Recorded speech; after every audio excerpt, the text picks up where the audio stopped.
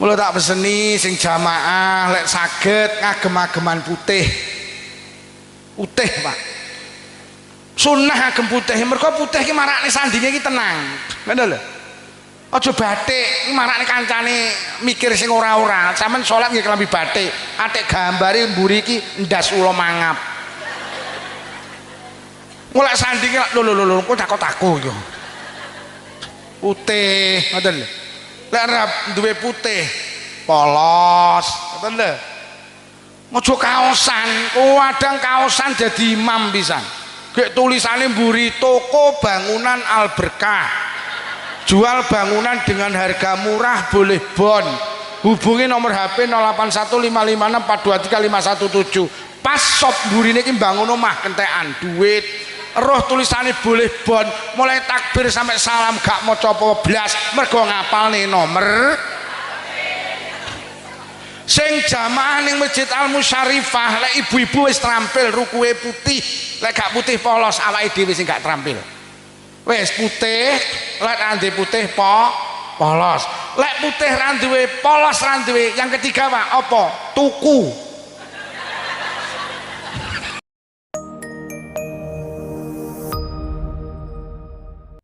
Assalamualaikum warahmatullahi wabarakatuh.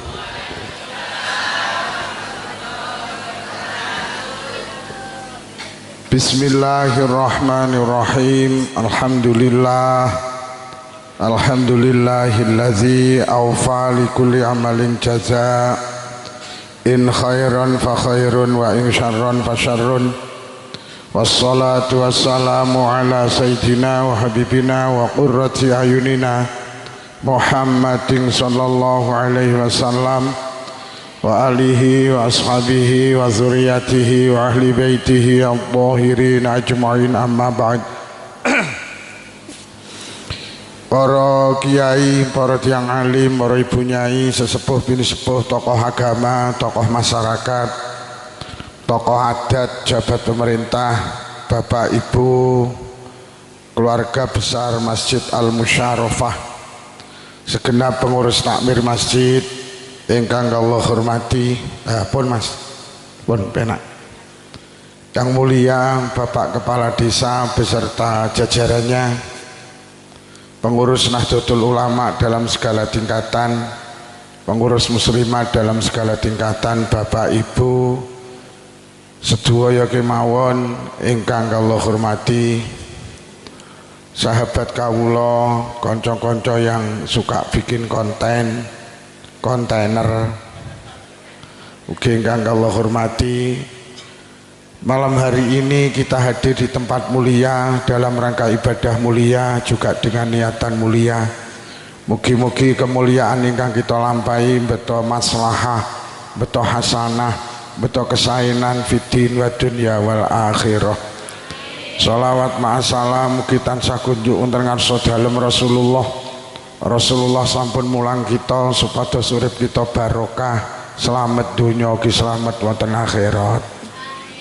Kula saking Selo Pura Blitar nampi amanah kapure sowan wonten halaman Masjid Al Musyarifah, derek-derek nambahi jangkepi genepi hajat panjenengan.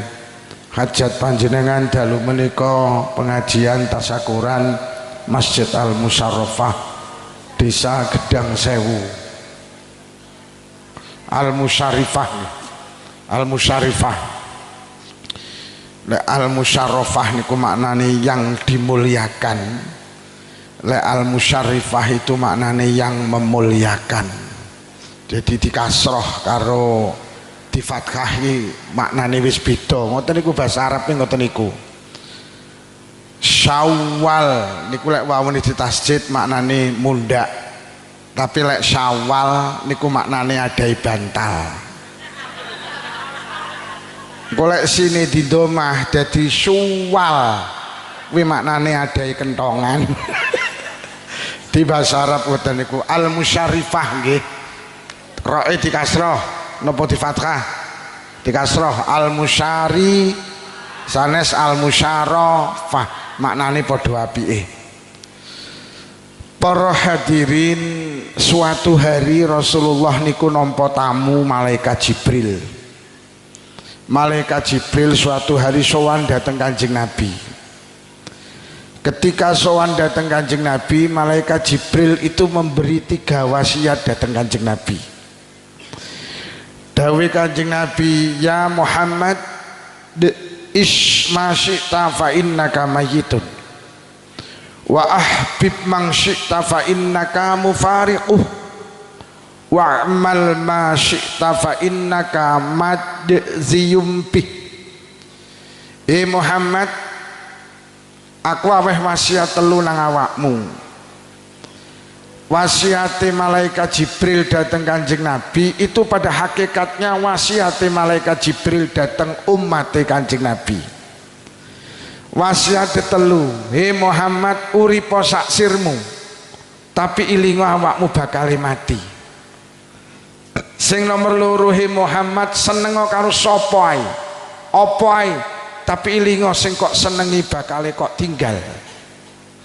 Sing nomor 3, Muhammad, nglakonono apa ae, tapi ilingo sing kok lakoni bakal dibales. Sing pertama, wong gedang sewu, uripo sak sirmu, salat karepmu ora salat yo, pengajian yo karepmu ora pengajian yo, sugih daftar kaji karepmu ora daftar kaji yo, panen kok zakati karepmu ora kok zakati yo, pengajian karo ipit-ipit yo karepmu ora ipit-ipit yo, ngrungokne ngaji karo dolanan HP yo ora dolanan HP yo, pengajian kok video yo, HP-mu kok pateni yo. Jadi kesane malaikat Jibril ki nglulu ning gene wong gede gedang sewu. Wis ta Bu, uripa sak sirmu, jilbaban karepmu ora jilbaban karepmu, jamaah karepmu ora jamaah karepmu. Ning sing ra penak ki kok redaksi setelah itu, tapi ilingo awakmu ki tapi ilingo awakmu ki bakale mati. Sing ra penak kuwi lho. Loh, dunia ini akan kita tinggalkan loh Pak Lurah. Pesta ini pasti berakhir loh Pak Lurah. Loh, urip ning donya iki kaya urip nang rumah kontrakan. Golek kontrakan entek gelem gak gelem kudu ngalih. Urip iki kaya ning rumah dinas. Sampeyan iki saiki ning donya mergo sampeyan sik dinas jadi khalifah fil ard. Golek wis turun SK surat kematian, gelem gak gelem kudu pindah. Dongke donya iki kaya ning kontrakan yu. Manusa ki bakal mati, sugih mati melarat, pejabat mati, rakyat yo, kiai mati, santri yo, presiden yo mati, pengamen yo, pinter bal-balan yo mati, pinter ngondolan yo. Duh, sapa gak mati Pak? Pak Harto iku hebat piye Pak Lurah? Dadi presiden 32 tahun. Sapa gak wedi Pak karo Pak Harto? Nalikane Pak Harto lara ki ditunggoni 30 dokter terbaik di Indonesia. Ning njaba rumah sakit ditunggoni karo pasukan pengaman presiden. Malaikat maut mlebu sita endane sing roh mati Pak Harto. Lho Pak Harto lo mati apa meneh kami tuwa. Wong iki teko. Ora ene wong ora mati Pak. Wong paling sehat sak Indonesia mati kok sapa? Menteri Kesehatan. Lho Pak SBY iki di Menteri Kesehatan jenenge Endang Rahayu Sedianingsih. Wong paling sehat niku. Arep turu ngomongin kesehatan, tangi turu ngomongin kesehatan, sampai turu lo ngimpi nyontek. Mati. Wong sampai ning Solo enek wong iki dijenengi Gesang.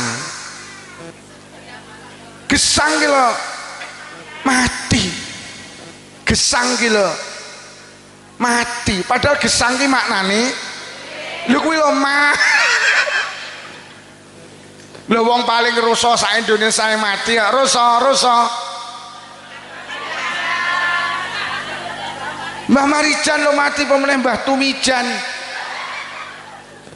mati. Lho tanggaku lagi duwe apotek mati ya. Duwe apotek ki mati obate nyanding ki ya. Dunia ini akan kita tinggalkan. Awake dhewe kabeh bakale cara sampean karo malaikat ditawani yu. Kon milih umur dawa karo umur cendhek milih ndi sampean? Iki umpama malaikat inawani, sampean ditawani urip ning donya iki kon umur dawa karo umur cendhek milih ndi? Wis umpama pilihane telu Bu. Sampean ditawani kon milih umur dawa apa umur cendhek apa ora mati-mati? Milih ndi sampean?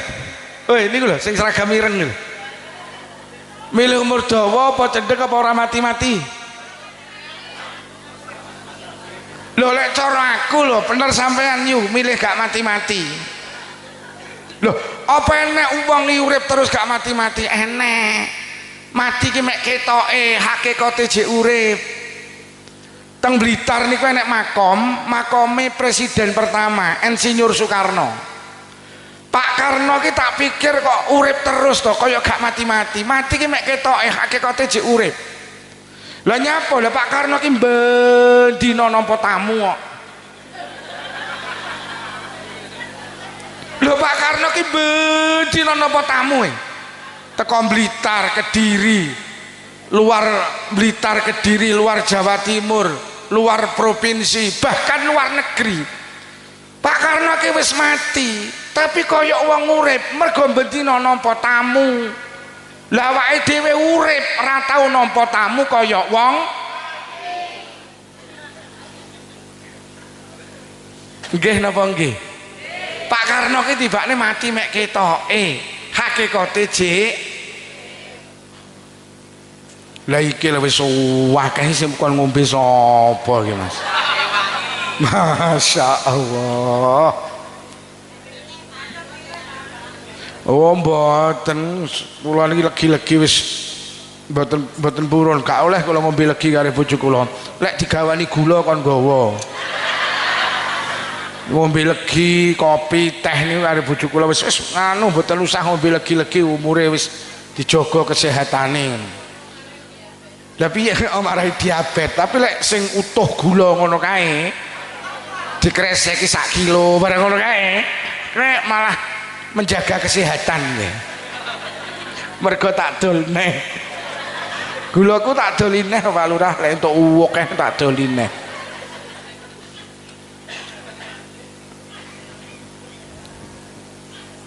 Iya.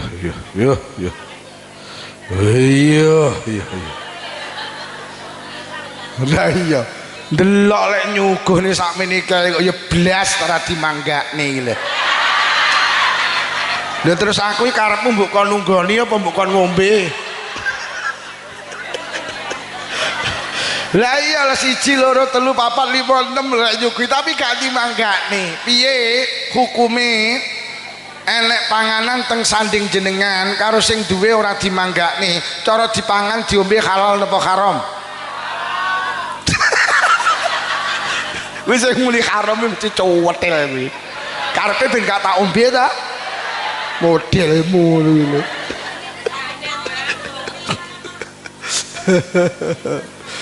Lho Pak Karno niki mati Pak pun sedo tapi jan kaya wong urip. Lah bedina lho dibahas wong. Cah SD, SMP, SMA, cah kuliah ning perapatan, pos kampling, warung kopi. Padha bahas Pak Karno. Pak Karno ki wis mati wis sedo, tapi kaya wong urip mergo bedina dibahas wong.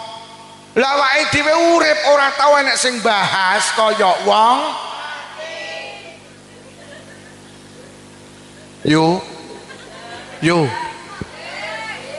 Fotone Pak Karno ki wis mati didol payu. Jajal yu awakmu foto sing gedhe terus dolen ning pasar pare. Pak Karno ki pun sedo tapi fotone ki lho didol payu. Ya Allah wong iki jibane enek lho sing mati ki mek ketoke hakikate jek urip. Ya kuwi wong-wong hebat. Lah awake dhewe iki urip tapi kaya wong. Lah motone idol nak anyu.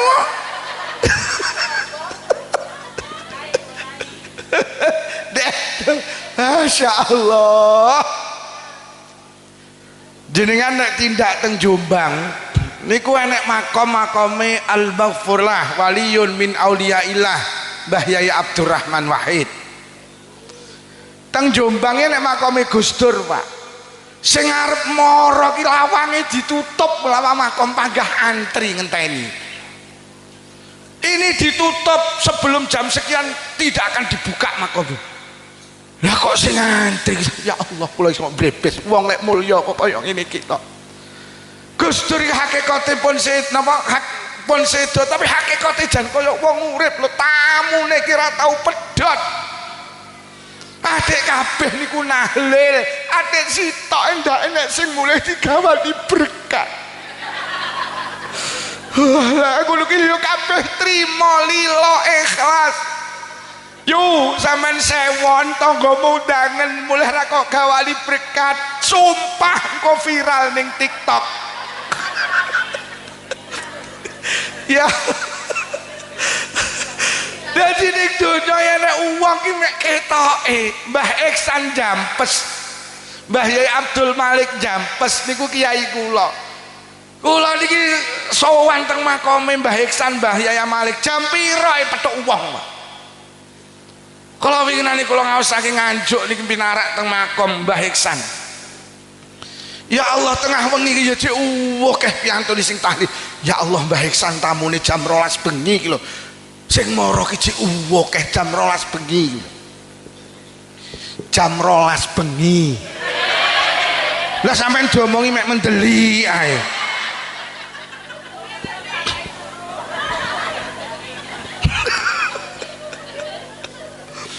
Lho lek ngono kesimpulane ning donya iki ana wong sing sedo iki ketoke hakikate jek urip iki mesti manusia istimewa. Terus sampean bertanya, Pak Lukman, pripun ampriye awake dhewe kula karo jenengan niki mati mek ketoke hakikate kaya jek urip. Sitok ae. Duwe tinggalan.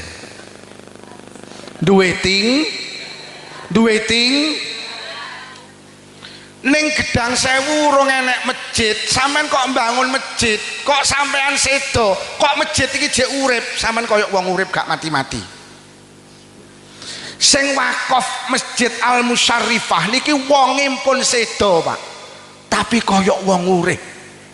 Lah piye bendina sing jamaah ning kene iki sing wakaf tanah iki dikai ganjarane salat tanpa salat kok. Lah kaya wong urip to. Enak uangnya ora sholat tapi oleh ganjarane sholat kaya wong urip. Sopo? Wong sing wakaf tanah masjid iki. Duh, iki wong mulya sing wakaf iki. Ngene iki sakmene kae pengajian oleh ganjaran. Sing wakaf tanah masjid iki lho oleh ganjaran. Ora usah ngaji, sing wakaf oleh ganjarane ngaji. Tinggalan, duwe tinggalan. Duwe tinggalan.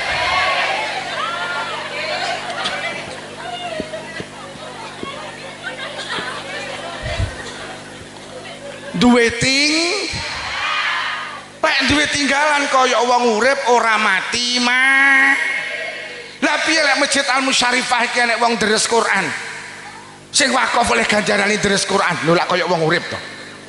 Sing wakaf Masjid Al Musyarrifah lek enek wong salat tahiyatul masjid, lek enek wong iktikaf. Lho kok sing wakaf wis mati tapi kaya wong urip oleh ganjarane iktikaf, oleh ganjarane tahiyatul masjid. Sampai nek pengen urip terus gak mati-mati, mewakafkan sesuatu, Pak. Engko lek dimanfaatkan orang lain sampean koyo wong urip. Yo. Duwe ting. Mergo Allah dawuh inna nahnu nuhyil mauta wa naktubu ma qaddamu wa athara. Aku ki bales kebaikane wong-wong sing nglakoni kebaikan. Dawuh Allah. Sing tak bales ora kebaikane tok. Wa atharohum lan tinggalan-tinggalane. Wis, ning kene urung enek musala, sampean bangun musala. Sampean wis sedo musala kok jek urip, sampean koyo wong urip. ning kene rong enek TPQ, sampean bangun TPQ, sampean wis sedo, TPQ kok jek urip, sampean koyo wong urip, mergo TPQ wi dadi tinggalan sampean. Ning kene urung enek majelis otok. Sampean bangun majelis otok, sampean mati ning alam kubur ndase tutuki karo malaikat. Mergo duwe tinggalan majelis. Lho tenan. Oh ning Masjid Al Musyarifah ayo dienekne pengajian rutin. Oh pendak Ahad pagi enek pengajian rutin, pendak Sabtu pagi umpamane gak ngono ora Ahad pagi Sabtu pagi dienekne pengajian rutin. Kok pengajian rutin ki jek panggah enek.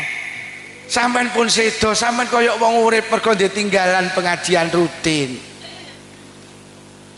Dolek ngono urip ning donya ki kudu berjuang. Golek berjuang duwe ting beh mening jalan iki. Iki lho sing di masjid iki pun sida nggih sing wakaf nggih. Beh masyaallah. Ki wong sakmene kae lho. Ya Allah. Duwe tinggalan. Duwe ting ning kene rung enek majelis yasinan, sampean di majelis yasinan. Sampean sedo majelis yasinan kok jek urip, sampean koyo wong urip, mergo majelis yasinan ki dadi tinggalan sampean.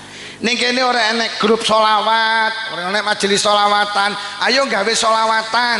Kok sholawatan ki jek urip. Sampean pun sedo, sampean koyo wong urip, mergo majelis sholawatan ki dadi tinggalan sampean. Oh ayo golek berjuang duwe ting lek duwe tinggalan koyok wong urip terus ora mati mah. Lah berjuang ki dieling-eling sak mampune.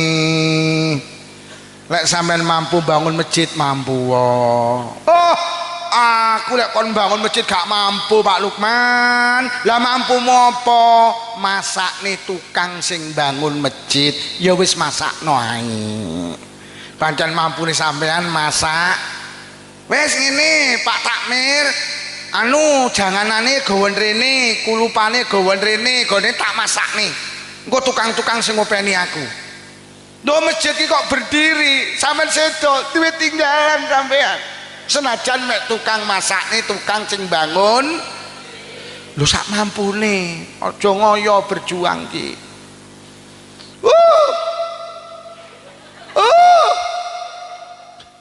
Kula lek kon bangun masjid sakmono gedine ya mboten mampu Pak Lukman. Lah mampumu apa? Mampu kula mek urun semen 10 sak.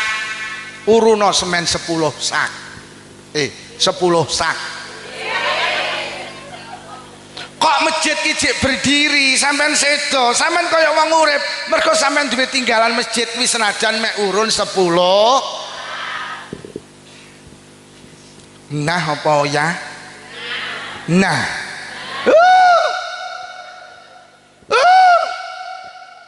Aku lek kon urun semen 10 sak ya ora mampu Pak Lukman. Lah mampu apa? Mampu kula ki mek urun batako 10 biji. Ya pancen wong iki keadaan ekonomine kan beda-beda to. Wis bene aku tak urun 10 biji ayo kok masjid ki jek berdiri. Sampeyan kaya wong urip mergo sampeyan duwe tinggalan masjid senajan mek urun 10 biji batak. Tenan. Beh aku lek kon nyumbang jan ndak mampu aku. Wis ora uwek aku. Lah kowe iki mampu apa? Aku ki mampuku rokan. Mampuku ki kerja bakti. Wis aku rasa kok gaji Pak Takmir. Lah aku longgar aku tak ning masjid. Wis apa tak tandangane. Ya wis berjuang sampean liwat ngoten niku. Berjuang niku sak mampune yo. Mulai enek pembangunan tempat ibadah, sampean harus membantu, harus ikut berjuang. Lah berjuang ki sak mampune. Aduh, aku lek kon nukang yo ora iso, rokan yo ora iso. Lah isomu apa isoku ki mek azan nang masjid. Ya wis berjuang kok azan ning. Dowo azan iki rumangsane sampean sepele, mboten, Pak.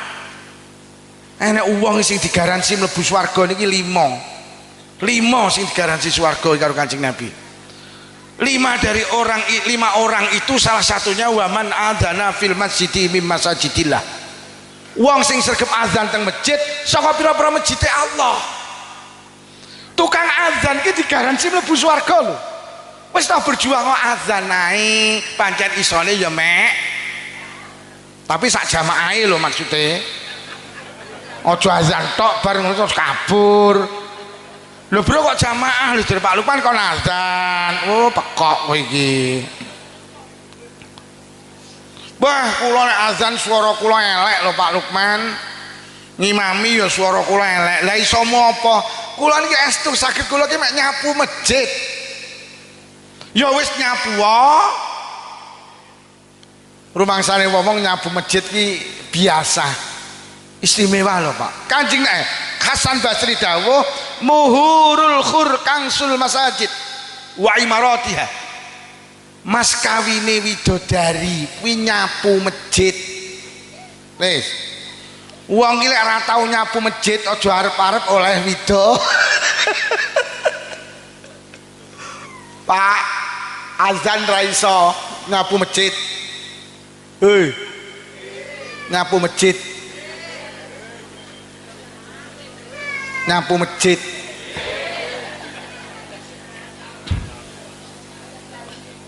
Oh, nyapu masjid. Lha sing dientukne kok wong lanang tok, wong wedok ora.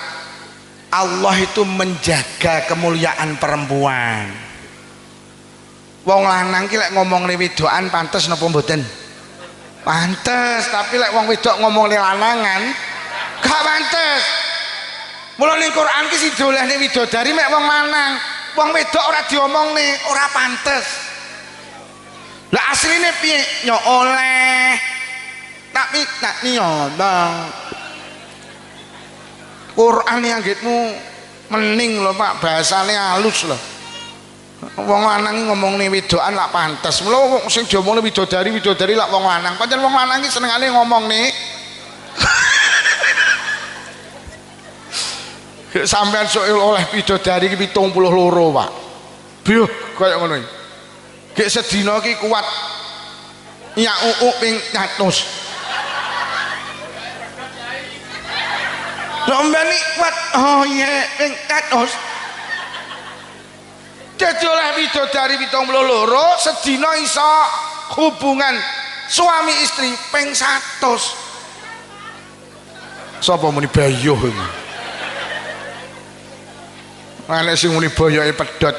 Awake dhewe iki sok dhuwure 17 meter, ombone 3,5 meter. Awake dhewe iki dhuwur kuweti, dhuwure 17 meter, ombone 3,5 meter. Lah terus anune pirang meter?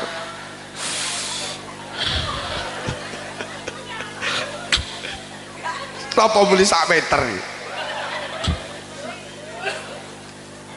Walau ki ya sing batin ibu-ibu lho.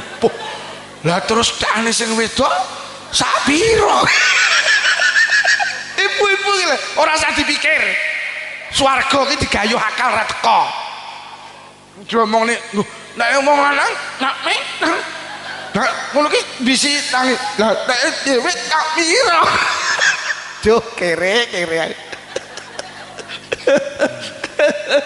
Degek. Wis. Bah aku lek kon nyapu ya ora kober. Kon bangun ya ora iso kon azan kok wis sampean saiki ngramekne masjid ae. Dadi surga itu sing entuk wong sing nyapu masjid karo wong sing ngramekne masjid. Bah kula lek nganu gak iso lho. Saged kula mek ngramekne. Ya wis sampean ngramekne masjid sama dengan salat berjamaah. Wis ayo sing rawuh niki wis sing terakhir sampean berjuangin ning masjid wis sampean ngramekne ae. Ngramekne masjid ki maknane jamaah. Ngoten lho. Dawuh Hasan Basri wong sing ngramekne masjid iki digaransi swarga. Kula sering kali matur padha-padha salat ki jamaah. Bu. Padha-padha salat jamaah. Mergo lek jamaah sampean ditebas karo Allah 17 derajat. Salat ki sing paling istimewa dhuwur ganjarane salat ki sing paling agung entuk nilai 17 derajat. Salat ki ukurane derajat yo. Lek dawa ukurane meter, lek bobot ukurane kilogram. Ngoten lho. Dadi ukurane dhewe-dhewe, lek tensi ngangge apa? Nggih to, lek diabetes pira sing paling ndek paling lek salat ki sing paling apik niku 17. Lah Allah mengasih predikat 20 derajat niku kangge wong sing salat jamaah. Ngono lho. Mergo nyapa wong ki lek salat jamaah karo Allah dituku borongan. Ngono. Sing pertama didelok imami, kok imami khusuk, kabeh dianggap khusuk ditebas 17 derajat. Kok imami ndak khusuk didelok makmume, kok sitok enek sing khusuk, kabeh dianggap khusuk ditebas 17 derajat. Kat piye imame mboten khusuk, deloken makmume, menawa enek sing khusuk sitok engko tak anggap khusuk. Akhirnya karo malaikat didelok mulai teko lor makmume nyitok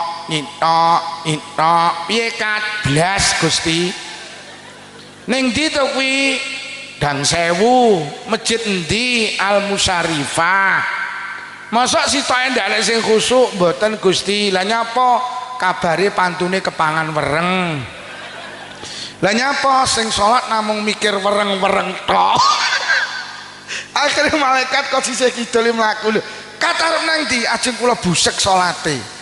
Lah nyapa mboten sing khusuk aja panggah tulis 17 lho. Kok ngoten Gusti al jamaatu rahmati jamaah kuwi kasih sayangku sapa sing gelem salat jamaah mlebu kasih sayangku wis tulisen 17 iki lho salat ki lek jamaah dituku borongan Bu sampean percaya kayu niku sak kilo payu 5.000 loh, napa enten Pak Lukman kayu kok didol kiloan enek. Kayu ki sak kilo iso payu 5.000 syarate sitok. Kayu niku enggak pisah karo rambutan. Kayu ki lek gak pisah karo rambutan, regane padha karo ning pasar pari enek bakul rambutan digantung. Sampeyan takon, "Mbak, pinten rambutane setunggal kilo?" Gangsal 1.000. Terus sampean muni ngene, niki rambutane tok napa sak kayune? Bakule menteleng ngene, sampean ngomong apa kemu? Ya sak kayune, kayu ki lho lek nemplek rambutan regane padha karo tapi lek kayu ki misah kok rambutan, kok didol, diwehne tok lho sampean ra gelem diguwak ning tong. Ora trimo kayune sing payu didol, sak semute payu didol, pokok semut gelem nemplek. Lah derajat awake dhewe iki derajat kayu, derajat semut. Lek pengen payu larang nemplek ora rambutan. Apa rambutane? Mesjide ki rambutan, awake dhewe kayu karo semute. Paham kayu-kayu, semut-semut? Wis mulai sesuk lek salat nemplek orang. Tidak ada bangunan di atas bumi sing mulyane ngalahne masjid, gak enek. Sing barakne larang kiri. Ki masjid ki diarani Baitullah, daleme Allah. Sampe nek salat ning daleme Allah dibiji larang karo Allah. Aja salat dhewe, lek dhewe kudu khusuk, lek khusuk ganjarane sak derajat, lek ora khusuk malah min. Kok enek wong Dang Sewu salat dhewe kaya ya khusuk-khusuk ae. Lah nggih mau salat khusuk ya angel. Wong khusuk iki maknane ngangen-ngangen karo artine. Khusuk itu memandang satu titik Allah. Ya awake dhewe lek kon khusuk, wong salat yang ngrasani sok. Lha sampean salat sunah ngarepmu ya salat sunah. Lah kok rukuke ngepir karo jamuran. Sampean maca Fatihah tapi batin sampean beh omahe tingkat tumpane rodo papat tuku rukuh ora kuat wala boli. Ya tenan. Mula tak peseni sing jamaah lek saged ngagem-ageman putih. Putih, Pak. Sunah agem putih, mergo putih ki marakne sandinge ki tenang. Ngono lho.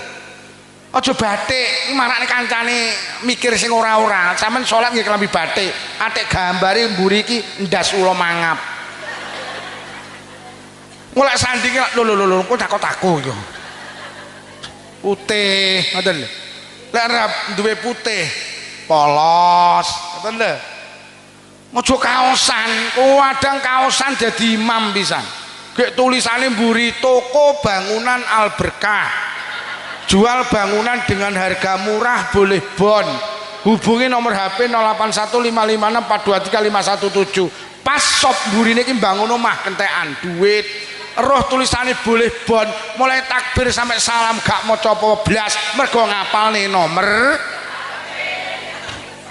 Sing jamaah ning Masjid Al Musyarifah lek ibu-ibu wis trampil rukuke putih, lek gak putih polos awake dhewe sing gak trampil. Wis putih, lek ande putih polos. Lek putih ra duwe, polos ra duwe, yang ketiga apa? Tuku.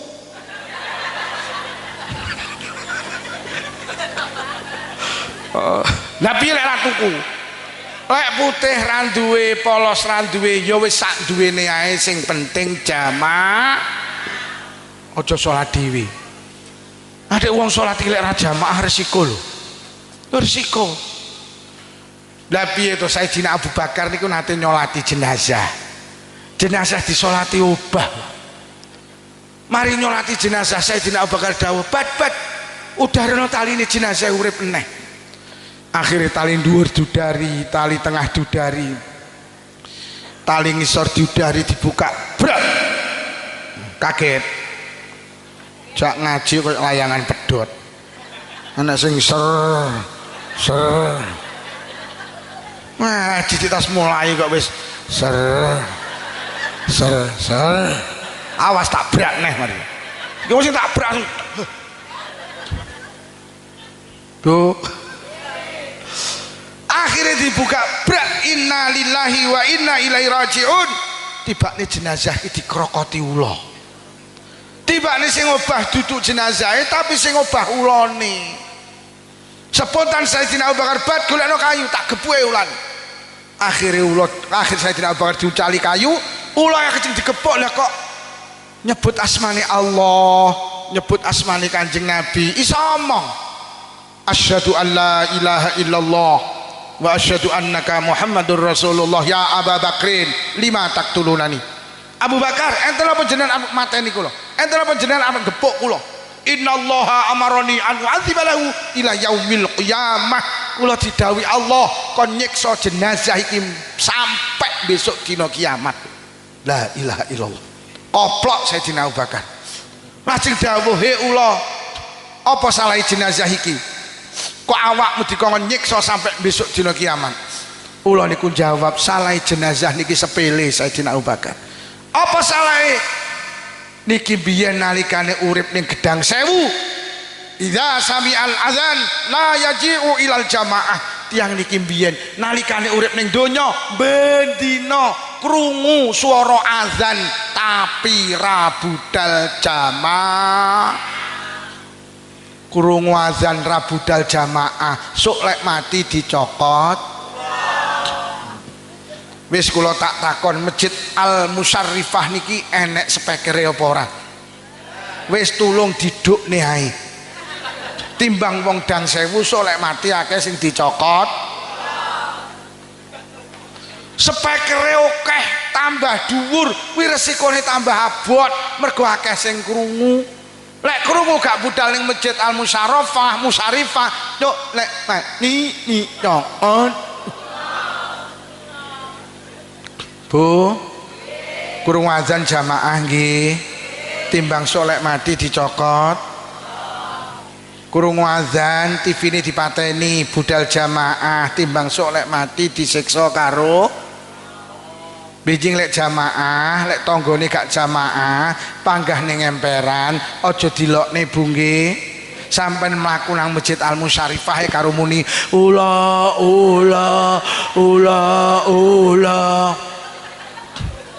Bu, sesuk lek anake takon, "Bu nyapa to Ibu mendak azan kok TV-ne dipateni?" "Ula, Nduk, ula." Oleh bojomu takon, "Bu, sing ngaji ning masjidmu sapa, Pak Lukman?" "Apa judule?" "Ula." Bu, Pak, terutama awake dhewe jamaah. Jamaah. Jamaah.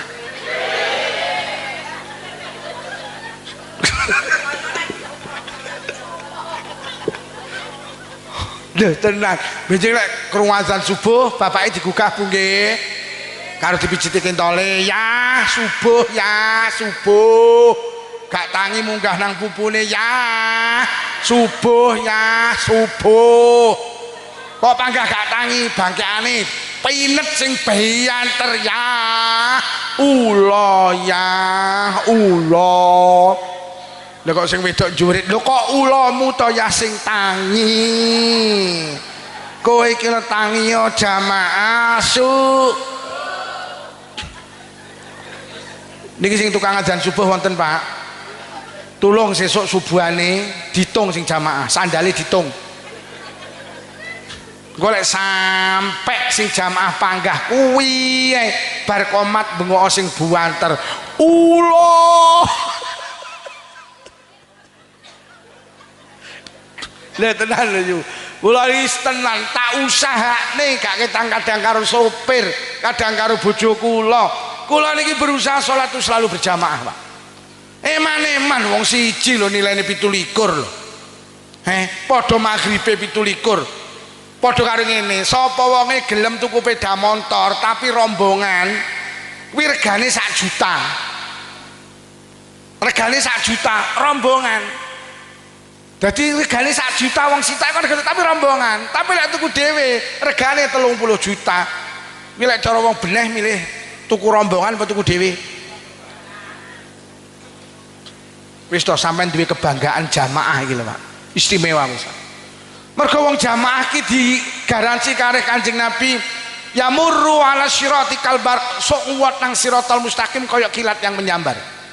Uang ini sergap jamaah yarfa'ullahu lahu adzabal qabri, karo Allah ditiadakan siksa kubur. Jamaah. Hei. Hei. Ngenteni kapan sergap jamaah? Umure wis 50 tahun kok ora sergap jamaah, apa kurang to ora jamaah 50 tahun iki? Ya awake dhewe akan meninggalkan dunia ini, Bu. Jamaah nggih. Ulane digugah. Bapake Cacah digugah piye nggih? Ken jamaah. Wis, lek pancen awake dhewe iki berjuange mampune ngramekne masjid, ya wis ngramekne masjid mawon. Ben awake dhewe duwe so sampeyan ngramekne masjid iki. Terus masjid iki sampeyan sedo dadi rame, sampeyan tetep oleh pahalane, Bu. Mergo sampeyan melu ngramekne masjid. Lek mampune bangun diniyah, ya banguno. Lek bangun gak mampune mulang, ya mulango. Aku lek kon bangun diniyah ya ora mampu. Lah mampumu mulang diniyah, ya mulango. Pancen mampunemu. Lek ora mampu mulang, ya aja mulang. Engko bingung nih bocah-bocah iki kok. Ora mampu mulang, jadi berjuangnya sak mampune. Mampune ngimami, mampune mulang ya. Wah, kula lek kon bangun diniyah mboten saged Pak Lukman. Lek kon mulang mboten saged. Lah mampumu apa? Mampu kula ki nyangoni guru-guru diniyah. Ya wis berjuang nyangoni guru diniyah. Dadi uripe lek ngono Pak Lurah iki sampean iki penak lho Pak Lurah. Sampeyan iki berjuangnya apa? Alah kok enek wong bangun masjid penakno urusane. Lek perlu sampean urusne sertifikate. Wis sertifikat masjid aku sing ngurusi. Sampeyan ra usah ngimami, ora usah bangun, nglancarne urusan sertifikat lho. Sampeyan sok lek mati duwe tinggalan. Kula winginane ngaji ning desa namine Rembang Kepuh. Ngadi luweh lurahe wedok. Tak omongi ngoten niku, saweneng. Mulih nyangoni aku lurahe.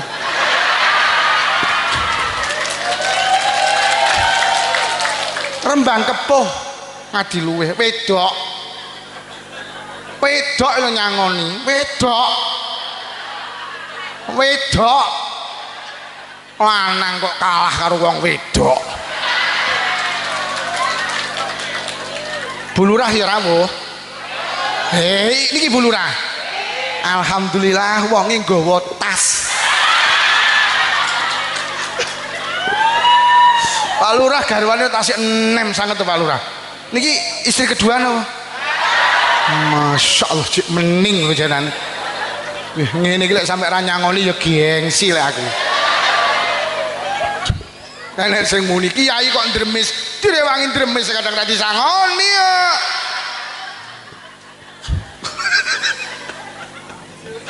Pak Lurah meneng karo batin tanggemu omong apa? Nengke, wis berjuang niku sak mam. Wis balik neh. Ais masyita fa innaka mayitun. Uripo sak sirmu tapi ilinga awakmu bakale. Lah wong iki lek iso ora mati urip terus, carane kudu duwe pun. Malaikat Jibril memberi pesan, urip ning donya sak sirmu tapi ilinga bakale mati.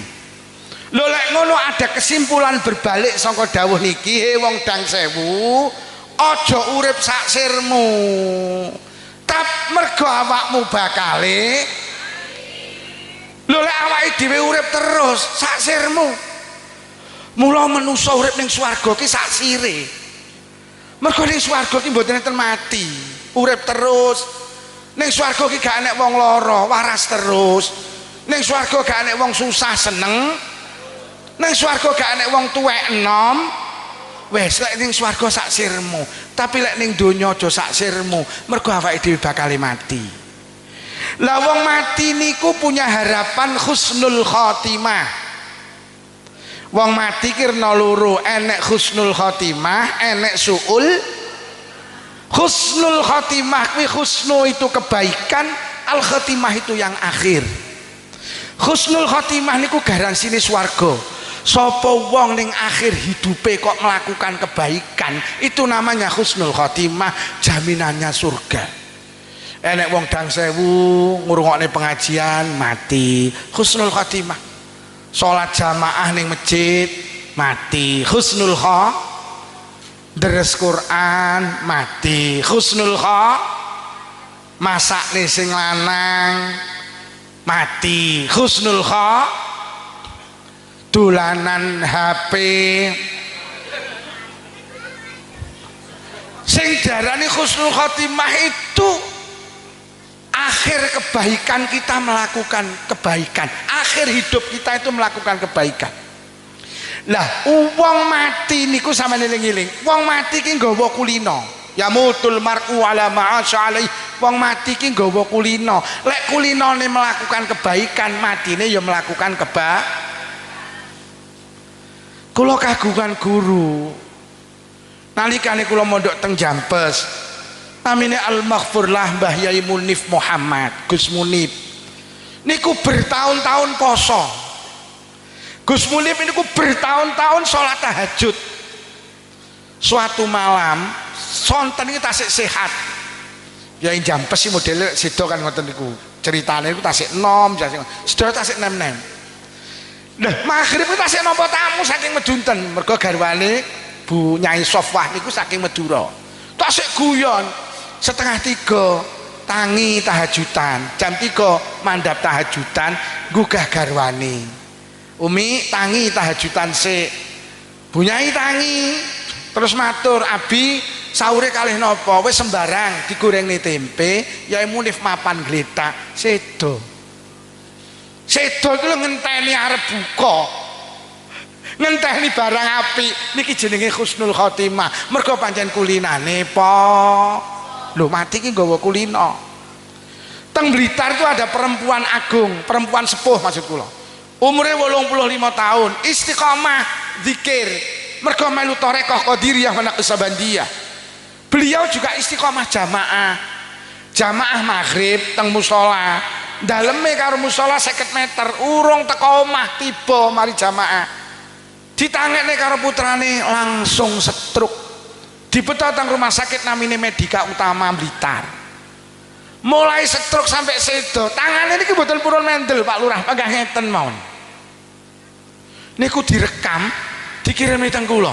niki lho Pak Lukman ibu kula sampai sedo lho nyapa tangan iki kok panggah gerak mawon nalikane urip niku tangane mboten nate lepas teko tasbih senengane wiritan lho lek ngono ning donya ki ngulinakno penggawe apik aja sak sirmu dhewe lek kulino nglakoni penggawe apik kok lek mati yo nglakoni penggawe ada seorang laki-laki masuk ICU tangannya ngelembreh dibawa teng kereta dorong ini panggah ngeten mawon sama ini ditakokne nang anak enduk abahmu delok koyo ngono tangane abah niku nalikane sehat mboten nate lepas teko tasbih dadi wong mati ki nggawa kulino mula aja gumun sok lek ning pare nek wong mati tangane ngene nyapa ibuku mati kok tangane ngene oh uripe dolanan ha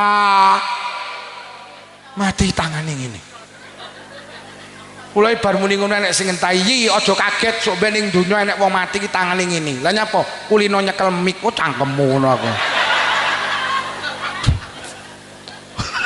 kulino nyekel mik ki jere mati ning ngene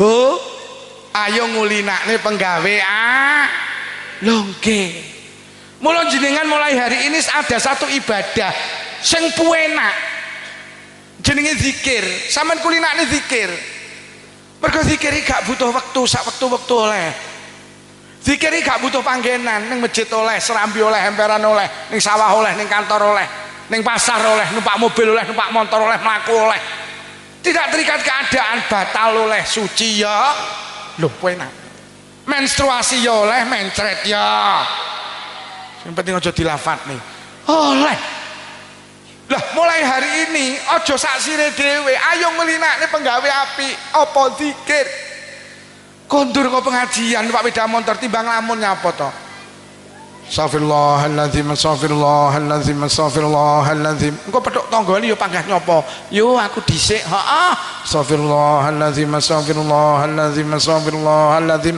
yo aku gak mampir heeh astagfirullahaladzim astagfirullahaladzim yo bareng aku apa ora astagfirullahaladzim astagfirullahaladzim engko lek enek apa-apa dhewe ning dalan awake dhewe mati dalam keadaan bersih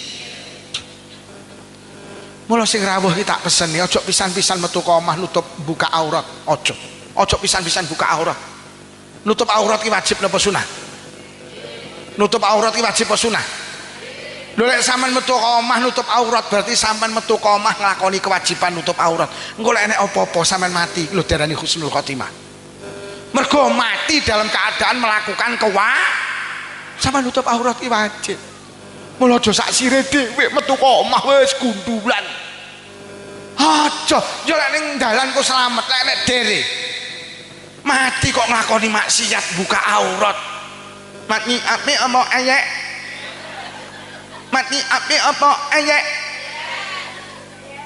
metu ka omah aja sak sire aurate ditu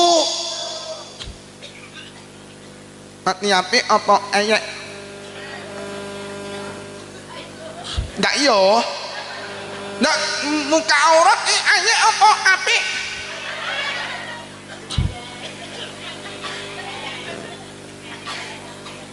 ora sampeyan aja sak sire urip ning donya aja satru ning donya kok satru ki lho lho gek pas satru terus mati satru ki mati ayek apa api ayek nggih ndian-ndian wong satru kok mati kok urung njaluk ngapura wong loro ora bakal ketemu nang swarga aja sak sire dhewe to urip ning donya iki aja satru aja satru ki mati ayek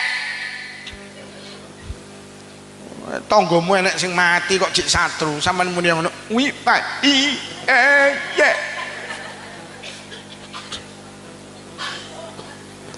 wes genah ya yu ya mula lek ngono urip ning donya ki sing ati ya aja sak sire dik mula sing sregep zikir engko lek mati zikir berarti mati husnul nyapa arep turu kok dadak mikir BRI barang kilo nyapa wayahe nyaur ora ya nyaur wayahe setor ora ya terus lek kok pikir terus moro setor dhewe ngono nyapa untuk dadak mikir kreditan arep sare timbang mikir norno sallallahu ala Muhammad sallallahu ala Muhammad sallallahu ala Muhammad sampai sare. Kok engko tangi, kok engko ora tangi bablas edo. Iki lho diarani husnul kathah to Bu wong sare gak tangi terus edo. Lha tenan, mula aja turu sak cire dhewe digawe ndi. Lha winginane teng nggen kula enten enek critae wong goreng tempe lho, njungkel sedo. Lho mulai lek goreng tempe iki timbang lamun subhanallah subhanallah subhanallah diwalik subhanallah subhanallah tempene gosong alhamdulillah alhamdulillah ngulinakne di arep maem maca bismillah bar maem alhamdulillah dene kok enek keselake kok nglakoni ibadah maem dengan membaca bismillah. Bu, mergo zikir iki kudu dikulinakne, lek ora kulino angel. Lho tenan mau listrik mati lek ora kulino sak dang 1000. Mbasa murup sak dang 1000. Ya. Ya wae listrik mati pet ki innalillahi wa inna ilaihi rajiun. Listrik murup biar alhamdulillah. Nanti kabari tanggane mati, yo anu mati lho, joh mati ya ngono iki. Waya lek mati yu mati innalillahi wa inna ilaihi sampeyan kulinakne. Ngumpuli sing wedok padahal ora kulino maca bismillah ya ora tau maca. Dibuka niki wet. Bar ya ora alhamdulillah malah buaya diuke enak tenan. Sing wedok ya ngono enak dhek enak, sesuk neh ya oke. Sesuk neh kok oke insya dikulinakne. Mula jenengan lek arep kumpul karo bapake cah-cah iki ora jorok iki agama mulang. Kon maca bismillah. Ngono lho. Ya. Wis maca bismillah apa urung? Make wis ning dhuwur ngono. Mudhun. Maca bismillah.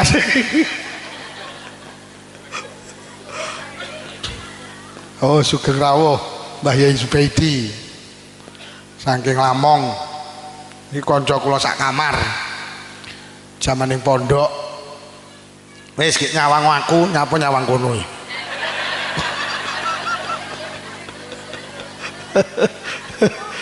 nyawang aku mulai kuwi jenenge selingkuh. Aya apa ya? Aya apa api? Wonge teko sing wonge ayek teko gawe kacamata apa ya? Awi kacamata. Aku winginane nggih kacamata apa ora lho kok kacamatane cowok poti kabeh. Wis, urip ning donya aja sak sire dhewe, mergo awake dhewe bakale Lah wong mati kuwi enek sing husnul khotimah, enek sing suul mati sing husnul khotimah ki garansine swarga. Mula urip ning donya aja sak sire dhewe, ayo ngulinakne penggawe wis sing nomor 2. Ora aku njukuk tisu.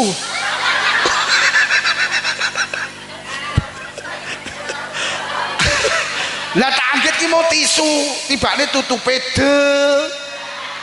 Aku biasa lek ngaji diwehi tisu, kira nek tisune. Ya apa api?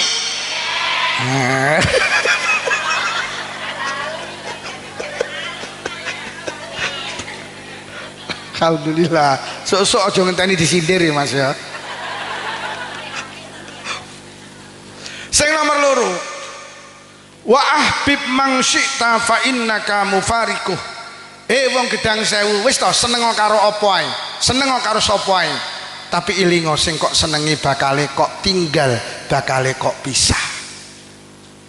Bu, awake dhewe iki biyen ning donya asale enggak enek terus nalikane awake dhewe enek pertama kali ning donya iki diarani bayi.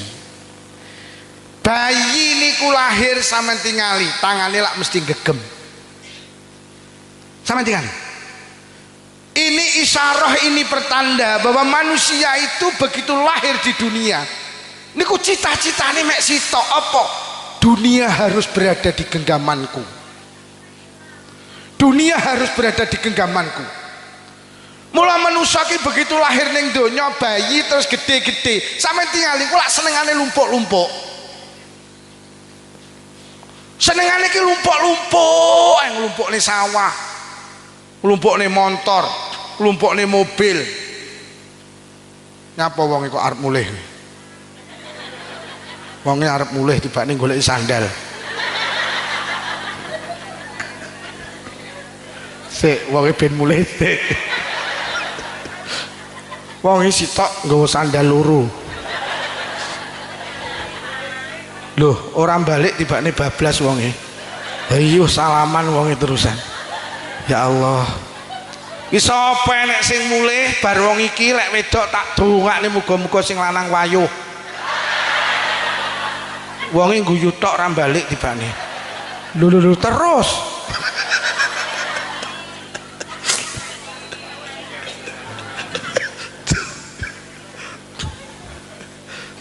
Balik apa ora? Ora. Biasa ngono kae nguyuh terus balik neh kok. Ora. Awake dhewe iki begitu wujud ning donya kuwi senengane nglumpukne donya. Nggih napa nggih?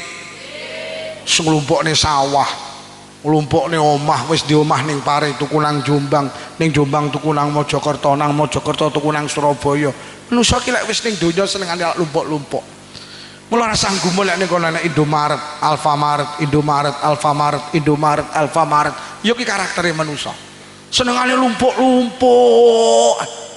Di motor siji pengen loro, di loro pengen telu, di telu pengen mobil.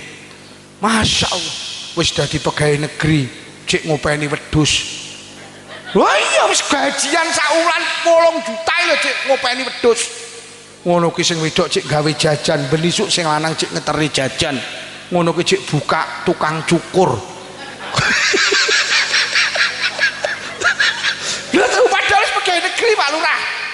Pak Lurah lho, enten nih Pak Lurah. Aku mau arem, lurahe kita gayu. Kira rasane cair iki rasane iki.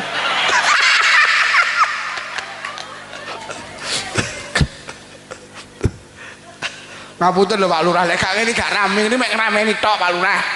Ora usah dige serius. Iki tenanan iki.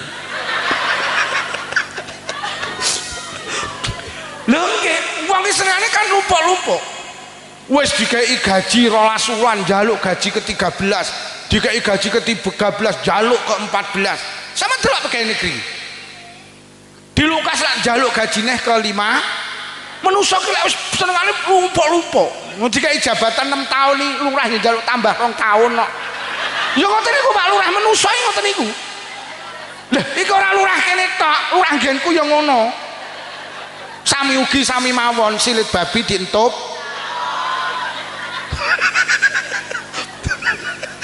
Dadi lek urusan donya manusa ki pengen tambah.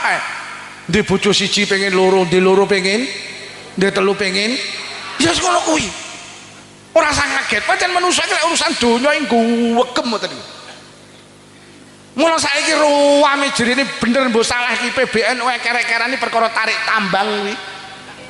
Mulai ngomongane urusan donya iki wis lah. Tenang. Ning sampean tingali manusa ketika lahir tangane gegem basa mati. Manusa ki tangane mbek.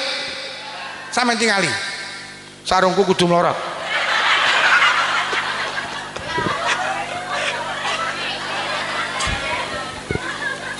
Wale sing mulih. Lah lek melorot kok ya apa? Iki ngono. Lah karepmu kok melorot. Iki bojone sapa iki? Lho basa mati, manusa ki tangane mbek. Ora eneng wong mati tangane gegem kejaba mantan petinju, Pak. Wong mati kabeh tangane begar. Basa mati tibane sing digegem diculne mak. Lho iya, basa ning donya senengane gegem lumpuk-lumpukne.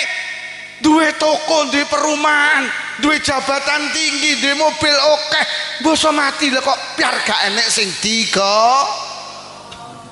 Wis to, demeno karo apa, nglumpukno apa. Tapi ilinge basa kok lumpukne kok lek wis kok tinggal mati.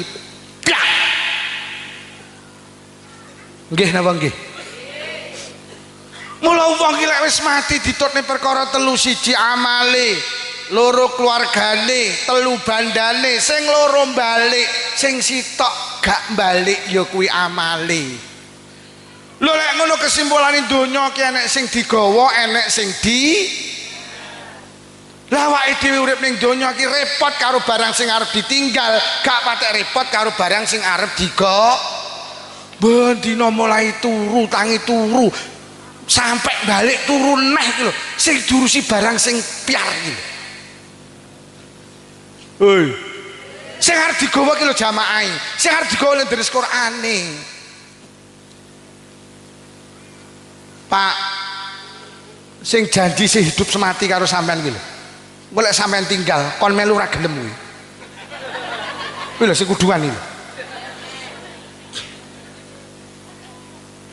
Berjanji hidup semati menurut sing nang dikubur. Bu nderek moh aku. Lah jenenge janji sing moh. Aja nemen-nemen lek ngurusi bojo, lek kok tinggal nggak minyok. Wih, aja nemen-nemen lek kok belani. Tenan. Wih lek sampean mati nggak minyok. Sing digawa ngamale iki lho. Pak Lurah nggak minyok. Nggak miyak aja nemen belani sing panggah melok jenengan iki lho sing ning jero tas dikekne Pak Lukman lho miyak ya kuwi ning jero tas terus dikekne Pak Lukman kuwi yo lek sampean mati miyak lek bulurah ndak miyak deh aja nemen-nemen lho malah justru awake dhewe kadang nemen belani wong liya ndak patek nemen belani keluarga awake dhewe ki lek mati sing gelem nahlili keluarga Pak enek lho wong lanangi karo wong liya loman karo bojone cetil karo anake cetil lho lek sampean mati lho sing nahlil sing nglameti ki jane wong liya apa anake to awake dhewe mulo jeneng Nabi dawuh orang yang terbaik di antara kamu itu adalah keluargamu orang yang baik dengan keluarganya. Enek wong lanang karo wong liya loman karo anak bojone cetil elek karo kono biak biuk karo sing wedok cetile enek wong lanang model ngono kuwi wong iki teko kupluke kembangan apa polos polos tekku ngawur tenang enek lho wong lanang karo wong liya iso gauyon karo anak bojone gak iso. Wah tenan Pak, sampean belani kaya apa lek wis mati sing belani panggah keluarga. Kula iki duwe budhe umure wis meh 100 tahun. Suatu hari kula niki kula kan wong Jember. Mbak Yune ibu kula. Kula endangi sapa iki? Aku. Lukman to? Heeh. Aku njuk dhuwit 200 Deh, ki apa aku? Aku pengen nyelamatin bayi. Ya Allah. Wes umure 100 tahun iki jek mikirne wong tuane iki lho Pak anak iki. Awake dhewe iki tenan kudu apik karo keluarga mergo awake dhewe iki lek mati sing gelem nyodakohi ya keluarga. Wong liya sing kok belani ngamen mati diundang tahlil tak nang.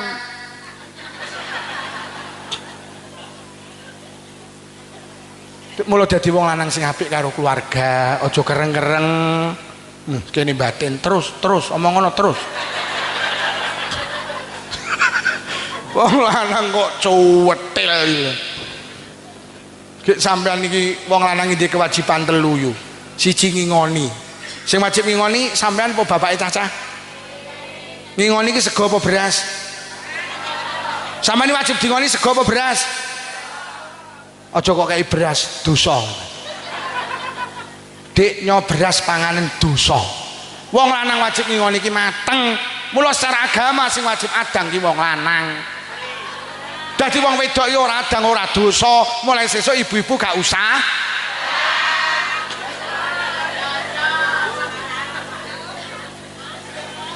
Nomor loro kewajibane wong lanang ki nyandangi. Nyandangi klambi dadi ngene iki lebu. Sampeyan ra oleh dikai kainnya dik kain gen klamben dondo mono dhewe jaiten dhewe. Gak oleh. Wong lanang wajib nyandangi dadi lah kewajiban nyandangi tibane sak ngumbahe pisan. Lho lek ngono secara agama sing wajib umbah-umbah ki wong lanang, ibu-ibu ora umbah-umbah ora dosa. Mulai sesuk gak usah umbah.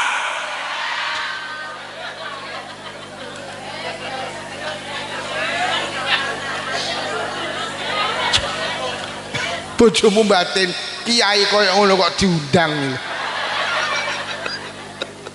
Sandang pangan papan sing wajib ngegekne omah ki wong lanang. Omah kuwi dadi ora oleh sing wedok kaya gamping semen pasir batako nyedik gawe omah tukang ngono dhewe kulen ono dhewe dosa. Wong lanang wajib gekne omah ki dadi lah kewajiban ngegekne omah kuwi sak nyapune pisan.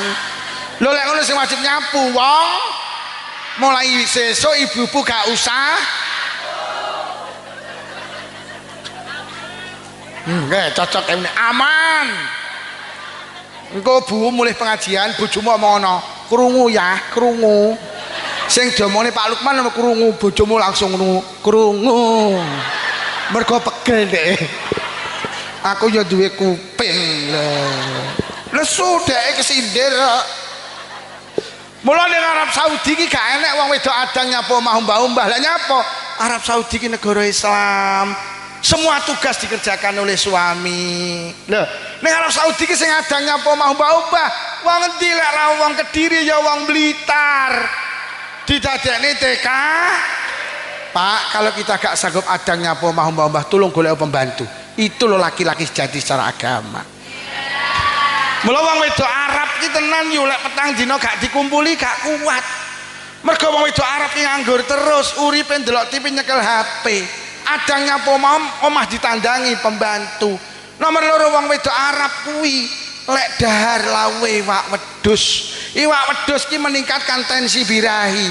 Nganggur mangane lawuh iwak wedhus, mula nafsune gedhe. Lek petang dina gak dikumpuli gak kuat. Lek wong Gedang Sewu lah mbok 2 wulan ra dikumpuli ndak masalah. Mergo siji ra tau leren lek nyambut gawe, nomor loro ora mangan iwak wedhus lek ora rewang. Mula nafsune ndek. Lah nyapa tibane ning Gedang Sewu sing adang nyapu omah umbah-umbah tibane wong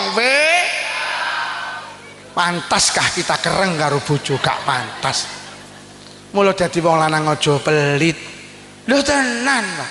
Minimal 3 wulan pisan ibuke cacah tukokno klambi anyar. Alah wong 600 ya wis apik. Lho sampeyan nek tukokne klambi rega 600 3 wulan pisan, sampeyan padha karo sak wulan digaji 200, murah napa mboten? Sampeyan nek gelem kerja ning Arab, adang nyapu omah umbah gajimu 7 juta. Krungu apa ora kuwi? Aku ora sombong Pak, bojoku pendak 3 wulan pisan mesti tak lebokne toko klambi. Sapa mriki? Wingi tak lebokne toko paling gedhe ning Blitar, toko Mulia. Ngedek mlebu milio sak sirmu. Sing penting aja punjul 50.000 aku. Awake dhewe iki bakal mati, semua akan kita tinggalkan. Yang akan kita bawa adalah doa dari anak-anak dan keluarga kita. Mula apik-apik karo keluarga. Lho nggih. Mula Sayyidina Ali niku nate Bu ngadeg ning ngarep kuburan. Terus muni ngene Sayyidina Ali, "Wahai penghuni kuburan, sampean gak pengen roh tok ceritane keluarga sampean ning pare. Tak ceritani, sawahmu 7 hektar nek cik didol karo anakmu. Jabatamu tak ceritani, urung 7 dinane digenteni kancamu. Bojomu sing janji sehidup semati urung pendak pisan dirabi karo Kiai Lukman Blitar." Dawe Sayyidina Ali kok cara wani kuburan iso jawab muni enggak Sayyidina Ali. Tiba-tiba semua yang saya perjuangkan hari ini diambil orang. Sing kula beto tibane panggah sedekah kula, wakaf kula, jamaah kula, deres Quran kula, sedekah kula. Mula lek ngono, cintai apapun tapi ingat semua itu akan kita tinggalkan. Mula urip ning donya aja repot karo barang sing arep ditinggal, ayo repot karo barang sing arep digo. Wis demeno karo apa ae, sapa ae. tapi ilingo sing kok demeni bakal kok tinggal, bakal kok pisah. Mari kita bersama-sama mencintai sesuatu yang terus kita bawa sampai akhirat. Ya kuwi jenenge ditinggal Pak Lurah. Bu Lurah ditinggal iso. Lurah jenengane kita tegas loh. Tegas. Nek guyu ki titik-titik. Nek Bu Lurah iki bluwater.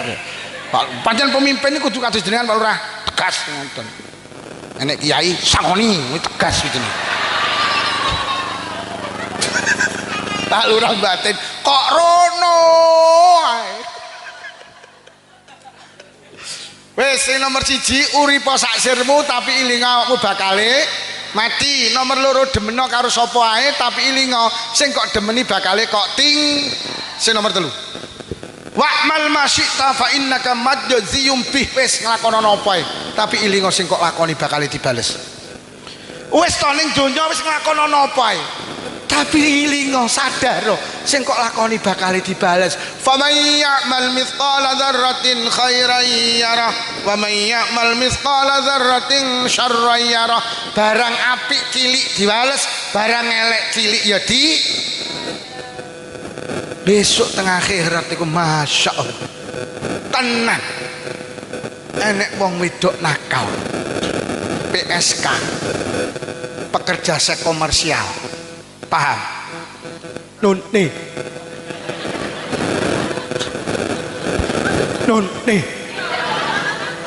paham? Nun nih gak paham? Wong wedok sing nyambut gaene makan manuk.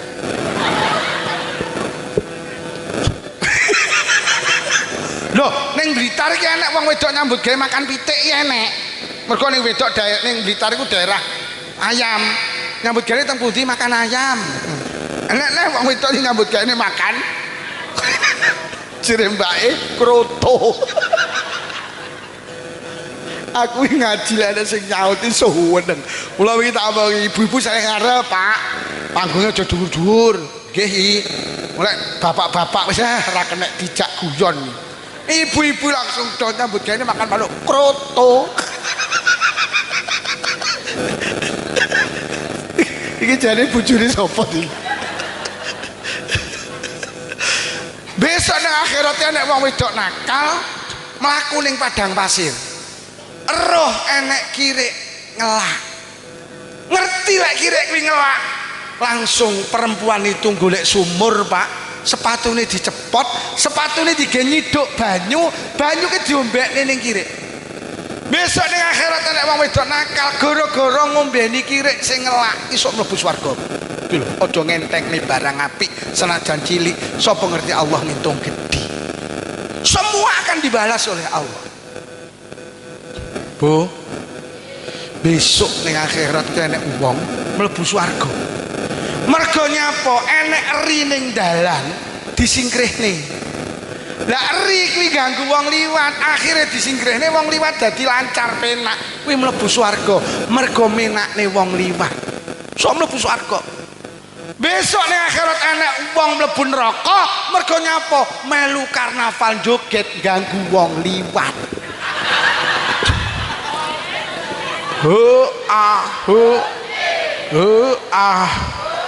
Iso sok mlebu neraka. Duh tenang.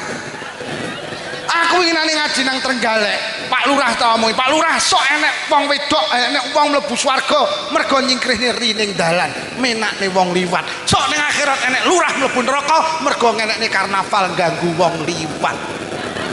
Lurahe karo menteleng muni cangkemmu neh.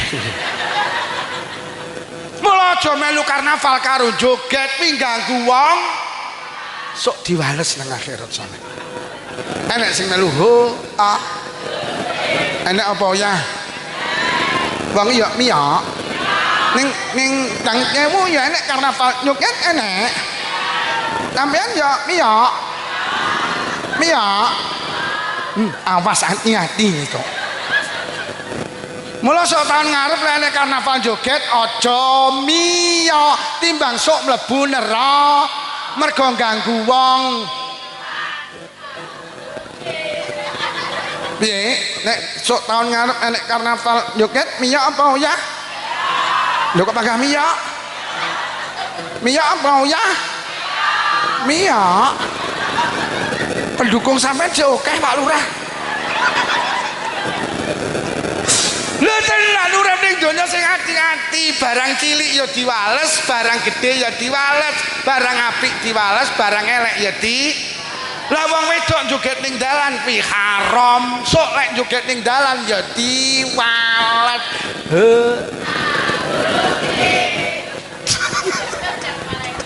Lho tenan. Lho urip ning donya hati-hati, mergo kabeh sing dilakoni dibales. Piye? Miyok apa ya? Miyok. Soalnya mlebu neraka panggah miyok. Alah mbuh. Dijak ngaji digenah nih kaya kene kok panggah miyok.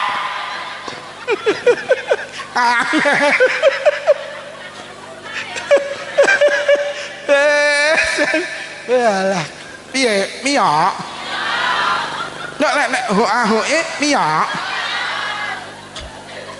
Akeh yang miyok sing klambi iyang-iyang kuwi ya miyok. Miyok sing iyang-iyang kuwi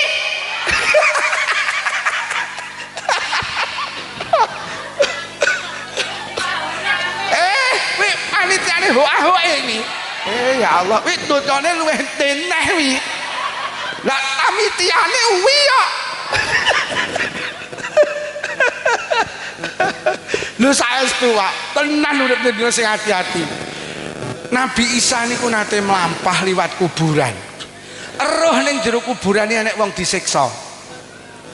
Nabi Isa iki kan nabi sing iso nguripi wong mati, Pak. Nabi Isa iki iso roh wong ning jero alam barzakh. Nyawang ning kuburan iki enek wong disiksa. Lajeng Nabi Isa mlebu. Ya rajul man anta, he wong lanang sapa awakmu? Wes pirang tahun kowe ning alam kubur disiksa. Terus cerita, kula niki disiksa awit mati sampai sakniki dereng mari. Pirang tahun? 11 tahun. Mah katanya apa salahmu? Akhirnya cerita, kula niku nalikane urip ning donya Nabi Isa, pendamelan kula niku buruh mikul kayu. Tangga kula ki lek golek kayu nang alas kula pikulne, kula beto wangsul terus kula diongkosi. Jadi penggaweane iki manjing mikul kayu. Lah suatu hari tangga kula ngengken kula ngeterne kayu teng desa sebelah. Kayune kula pikul teko tengah dalan kula luwe. Krana desane adoh, terus kula menggok warung tuku sego iwak. Mari mangan sego iwak teng untu kula iki enek selilite. Kula tingak-tinguk golek tusuk gigi mboten wonten. Akhire kula mencolot metu moklek kayune tangga kula niku. Klik kula damel ngilaki silirit nih. Bareng ngoten kula gua.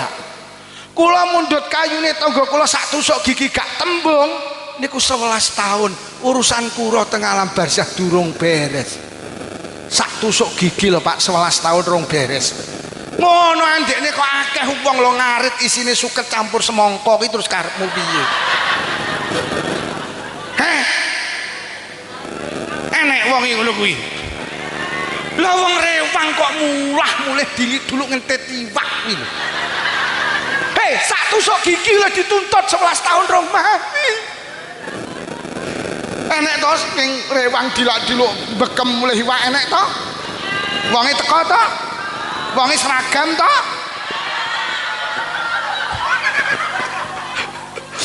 Lho wong ki lek iman tenan gak wani ngapunten Pak Lurah. Kok enek pejabat korupsi triliunan miliaran. Logika berpikire piye? Sadar apa ora lek sing kok lakoni bakal dituntut karo Allah. Sak tusuk gigi. Lah kok golek ramban ra tembung sing duwe ramban iki. Wonge sing diramban lunga wet. Sak tusuk gigi. Ora wis seruh iki lho. Lho tenan sing hati-hati anggitmu, sing hati-hati. Lho sakmono lho kadang awake dhewe iki sembrono, pejabat iki kadang sembrono ya Allah. Lek imane kuat tenan gak wani. sak tusuk gigi 11 tahun urung beres. Ngarit kadang isine semangka, timun, kacang. Ya Allah gedang. Lah iya macul sampai galengan iki kok nyolot tombo.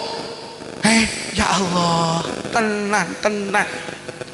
Mula ulama-ulama mbiyen iki karo barang haram gak wani tenan. Karena apa? Resikone sing abot, Pak. Ada seorang namanya Sabit bin Ibrahim. Mlaku nemu apel. Apelnya dimaem, entuk separuh sadar. Lho iki dudu apelku.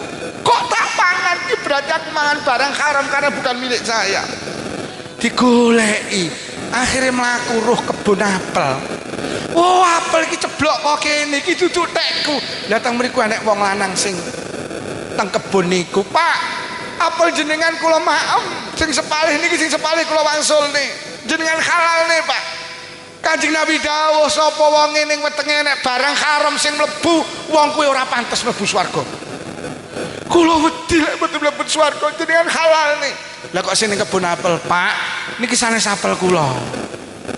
Sing kagungan iki sanes tiyang pare. Sing kagungan iki daleme tuwebeh jenengan nek tindak mriko seminggu lagi teko kono, pundi daleme Banyuwangi.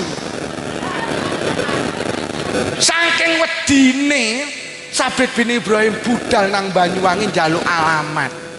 Seminggu teko kono sesuai petunjuk alamat. Oh iki omahe. Assalamualaikum. Waalaikumsalam.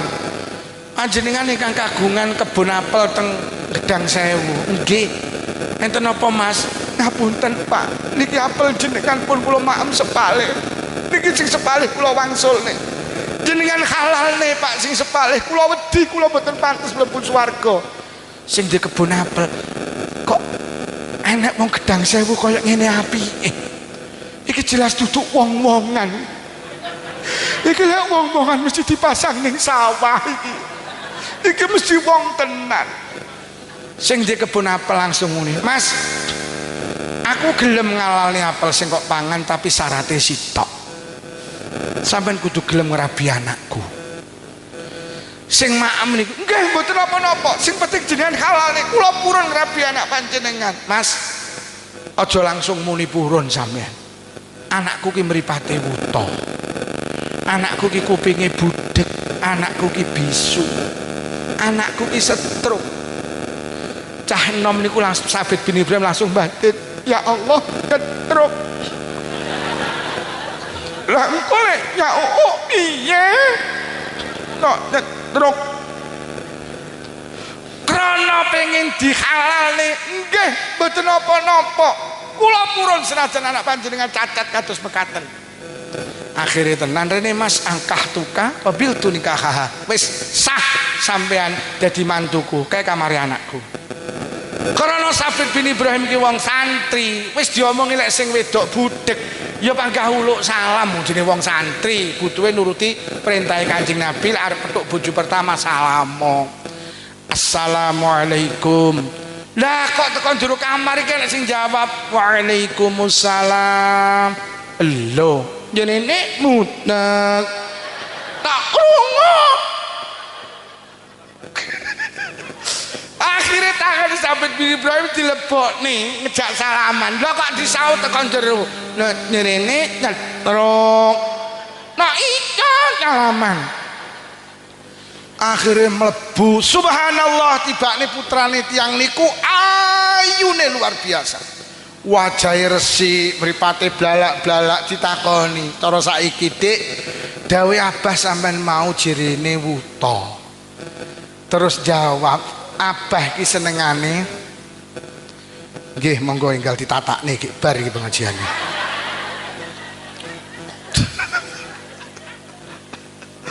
Abah niku seneng gawe kinayah. Maknane mripat kula wuta niku wuta saking kemaksiatan. Mripat kula niku mboten nate kula damel kejaba ibadah deres Quran, kejaba nyawang bapak ibu. Mripat kula niku ibadah terus. Bapak ngarani wuta niki wuta saking kemaksiatan, kuping kula niki budhek-budhek saking kemaksiatan. Mboten nate kejaba mirengaken tiyang waos Quran, mboten nate namung mirengne zikir. Lesan kula bisu niku maknane bisu saking kemaksiatan. Lesan kula namung deres Quran zikir. Kaki kula setruk niki maknane setruk saking kemaksiatan. Kaki kula niku namung damel kula nekani pengajian, namung damel silaturahim, namung damel jamaah. Estu sikil kula niki selawase urip tak gawe joget karnaval dereng nate. Dereng nate sikil kula iki dereng nate tumut ho a ho. Biya akhirnya dinikah, akhirnya lahir seorang putra istimewa jenenge Imam Abu Hanifah, seorang mujtahid mutlak. Itu lahir dari orang tua yang takut dengan hati-hati. Hati-hati. Barang cilik diwales, barang gede ya di, barang apik ya diwales, barang elek ya di. Ada seorang ulama besar namanya Ibrahim bin Adham, saking Masjidil Haram badhe tindak teng Masjidil Aqsa, saking Mekah badhe tindak teng Palestina. Karena perjalanannya adoh mungkin sekitar 1 minggu, Ibrahim bin Adham niku tuku kurma dibuat bekal di perjalanan. Kurma mari ditimbang, lho kok enek kurma sitok iki ceblok ning isor timbangan. Dipundhut karo Sabit Ibrahim bin Adham dimaem. Pikirane Ibrahim bin Adham kurma wis katu ketimbang, Mak. Dimaem, akhirnya kurma sing ditimbang diadai, terus tindak dateng Palestina Masjidil Aqsa.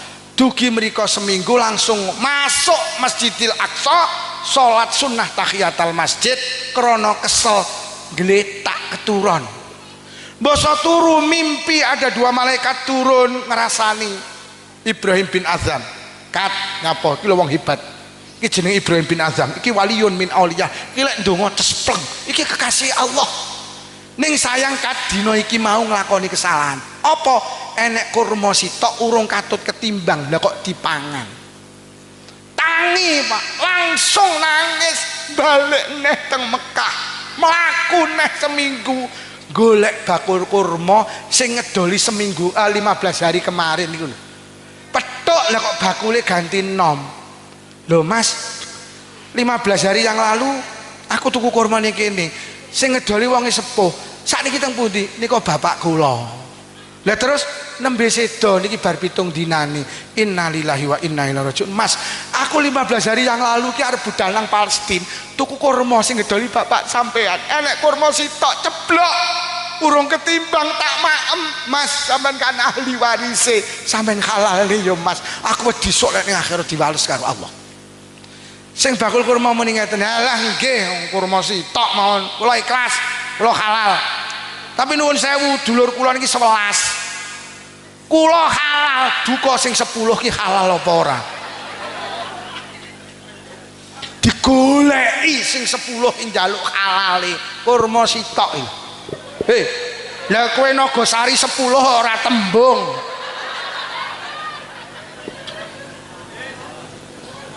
Ya apa ora? Nek nggawa Nagosari tembung. Kadang udeg jenang-jenang rong mateng wis golek debok. Bar digawa mulih ora tembung, hati-hati. Hati-hati. Barang cilik diwales, barang gede ya di, barang apik ya diwales, barang elek ya wisuk ya diwa deh tenang miok. Enek wong biasa Pak, namine Pak Mubarok, tapi setiti miskin, nyambut gaene nunggoni kebun anggur puluhan tahun. Akhirnya majikane moro, "Pak Mubarok, aku sampean pundhut ning kurma sitok apa anggur sitok sing anggur sing legi sak dompol ae. Dipundhut ning karo Pak Mubarok iki nunggoni kebun anggur bertahun-tahun. Mbok dijukuk nih majikane, lah kok kecut. Pak Mubarok kecut. Pundhut neh, jukuk neh, kecut malih. Sampai 3 kali iki kecut, Pak. Majikane heran iki piye iki bocah nunggoni kebun anggur puluhan tahun kok ora ngerti ndi sing legi ndi sing kecut. ditakoni, Pak Mubarok, sampeyan apa ora roh anggur sing legi sing kecut mboten? Lho. Lah sampeyan apa urung tau ngrasani anggur sing legi sing kecut mboten? Lah nyapa? Lah jenengan ngengken nunggoni kok. Astagfirullah. Wong biyen kok. Lah jenengan ngengken nunggoni, kula yo ora wani ngrasakne wong jenengan ngengken nunggoni. Akhirnya Pak Mubarok nikah, duwe anak istimewa jenenge Abdullah bin Mubarak, seorang ulama besar. Kuwi lahir dari orang tua yang takut dengan wis barang apik iki tenan diwales, barang elek ya diwales. Mula urip ning donya sing hati-hati, ojo gampang lakoni dosa karena semua akan dibalas oleh Allah. Wis 3 pesan niku wau, uripo sak sirmu tapi ilingo awakmu bakale demeno karo sapa ae, tapi ilingo sing kok demeni bakale kok sah, kok tinggal nglakonono apa ae tapi ilingo sing kok lakoni bakale dil bu nggih. Dil, muga-muga masjid iki dadi barokah. Pancen masjid karo musala niku lek masjid kena digawe itikaf, lek masjid iki kena ge tahiyatal masjid, tapi lek musala gak kena ge itikaf. Mula sampean iki lek salat ning masjid punya kemuliaan banyak. Siji kena gawe itikaf, kena ge tahiyatal tahiyatal musala gak enek, itikaf ning musala ya ora enek. Mulai jenengan jamaah teng Masjid Al Musyarifah, begitu masuk masjid sampean kudu niat, aku niat iktikaf bareng ngoten salat sunah tahiyatal wis mugi-mugi masjid niki barokah. Mugi-mugi barokah pengaosan sing rawuh diparingi panjang umur barokah. Paringi sehat jasmani rohani, ditebihaken saking pandemi. Mugi-mugi sing rawuh enggal saged daftar haji. Mugi-mugi sing rawuh kagungan putra-putri solih-solihah, rezeki kathah yo barokah, enggal saged tindak Mekah Madinah, lek sida diparingi husnul khatimah bi barakatil Fatihah. A'udzubillahi minasyaitonirrajim. Bismillahirrahmanirrahim. Alhamdulillahi rabbil alamin arrahmanir rahim maliki yaumiddin. Iyyaka na'budu wa iyyaka nasta'in ihdinas siratal mustaqim siratal ladzina an'amta 'alaihim ghairil maghdubi 'alaihim waladdallin. Amin. Mulai awal hingga akhir menawi wonten atur kirang saya ageng pangapunten niki mangke sing donga sinten mawon Mbah Yai Zubaidi nggih saged kula tak cekap semanten. Niki kula pengen ngombe degan tapi kula mboten wantun. Mergo kula wis hafal, aku lek ngombe degan mesti ibu-ibu muni seger. Jadi tak ombe engko lek wis acara wong-wong wis ra enek. Medhi lek muni lagi ngombe seger. Pun ngapunten ingkang kathah. Assalamualaikum warahmatullahi wabarakatuh.